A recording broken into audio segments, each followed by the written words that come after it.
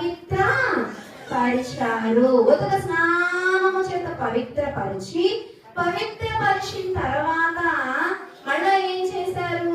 పరిశుద్ధ పరిచారు. ఇక్కడ we have the difference between పవిత్ర పరచడం and పరిశుద్ధ పరచడం. అవునా? పవిత్ర పరచడం వేరు, పరిశుద్ధ పరచడం వేరు. పవిత్ర పరచడం అంటే ఏంటి? ఎక్కడికైనా వెళ్ళొచ్చాము, కాలు కడుక్కొని లోపలికి వెళ్ళిపోవడం, అంతేనా? అంటే జస్ట్ ఉన్న మరకను తీసివేయడము, ఉన్న డాగు తీసేయడం పవిత్రపరచడం అయితే, కలంకాన్ని తీసివేయడం పవిత్రపరచడం అయితే, డాగు తీసేయడం పవిత్రపరచడం అయితే, పర్మనెంట్గా క్లీన్ చేయడము పరిశుద్ధ పరచడం కదా. ప్రేమించారు, పవిత్రపరిచారు, మరకను తీసేశారు.